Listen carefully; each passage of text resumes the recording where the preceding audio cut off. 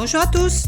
Aujourd'hui je vais vous présenter un nouveau tuto sur une grande toile. J'ai décidé de faire une composition sur une toile coton de 70 cm par 70 cm. C'est une toile 3D, c'est-à-dire c'est une toile très épaisse. Toutes mes acryliques ont été préparées avec un tiers de Floetrol français fabriqué par Ovatrol, des acryliques d'excellente qualité et extrêmement pigmentés et de l'eau. J'ai fait un tiers, un tiers, un tiers. À la fin de la vidéo, je vous présente les produits que j'ai utilisés. J'ai appliqué en première couche, donc sur ma couche de base, un noir profond. Je rappelle que mes préparations doivent être assez fluides. Ma couche de base n'est pas très épaisse.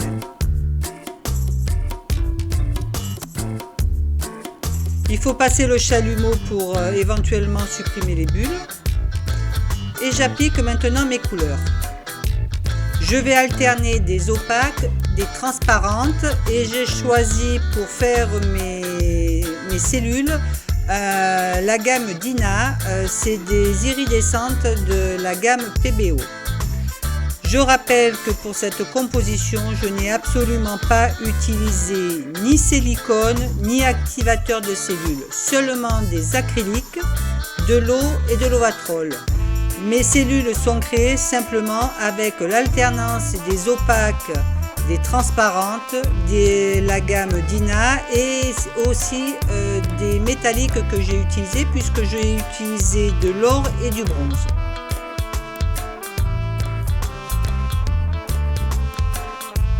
J'applique simplement mes couleurs, j'alterne, j'essaye de faire quelque chose d'harmonieux.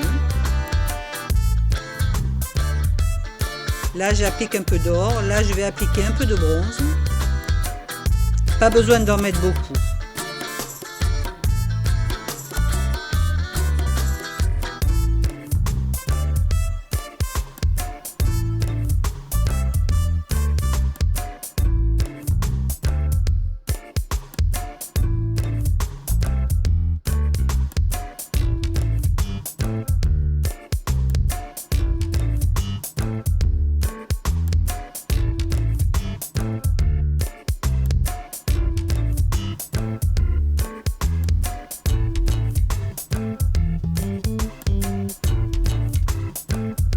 Mon sèche-cheveux est réglé en position froide, vitesse numéro 2.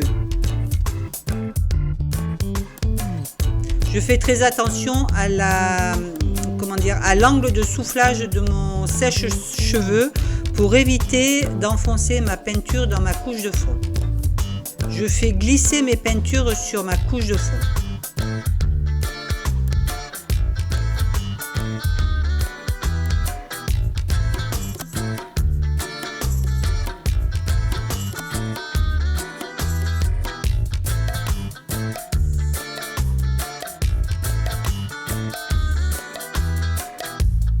Si vos peintures ne glissent pas sur la couche de fond, c'est qu'elles sont trop épaisses. Donc il faudra les fluidifier en rajoutant un peu d'eau dans votre préparation.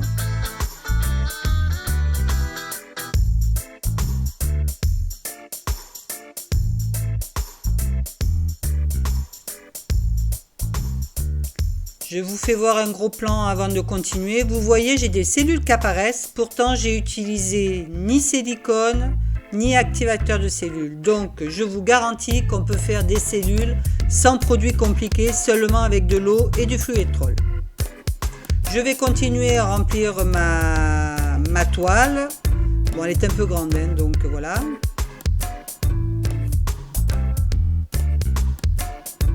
Toujours vous intercalez opaques, transparentes, des métalliques et des Dina.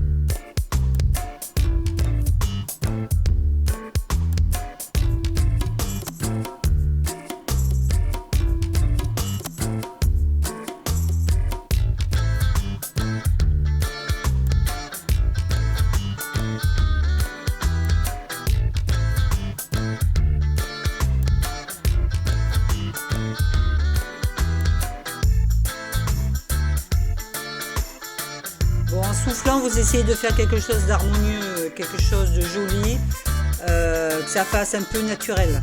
Vous voyez, là je repasse sur les compositions que j'ai déjà étalées.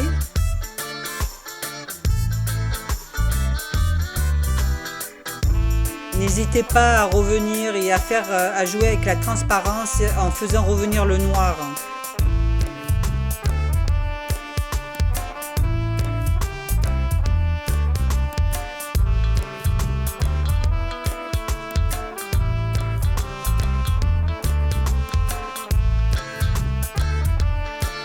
Je suis contente, ma réalisation commence à prendre forme et c'est plutôt pas mal du tout.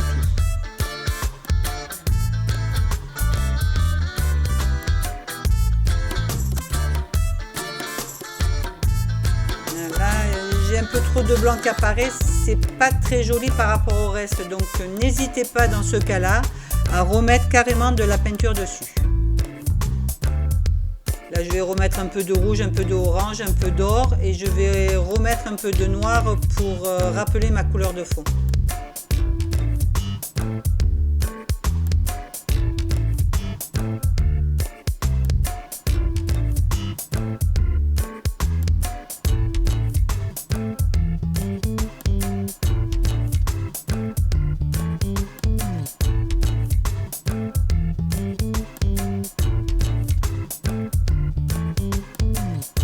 Là, c'est beaucoup mieux.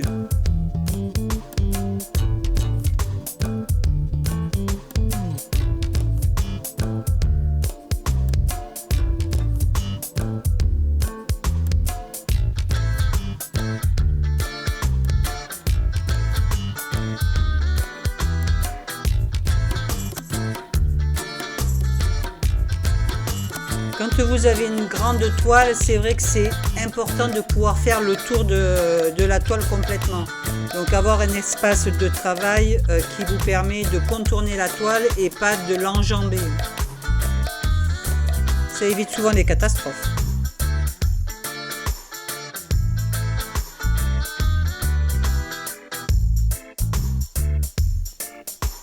Il faut vérifier qu'il n'y ait pas de manque, que l'ensemble de la composition est harmonieuse. Évitez les bulles en passant le chalumeau.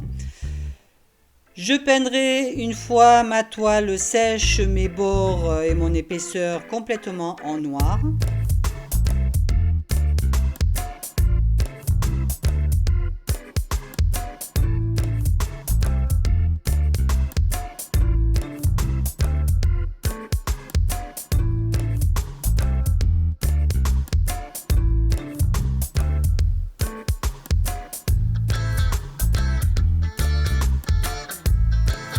Je sais pas ce que vous en pensez, mais moi j'aime bien.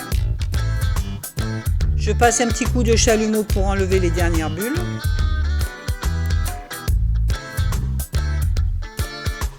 Alors en règle générale, avec le fluoétrol, il n'y a pas de bulles. Voilà, moi je trouve pas mal du tout. Vous voyez ces cellules qui apparaissent ?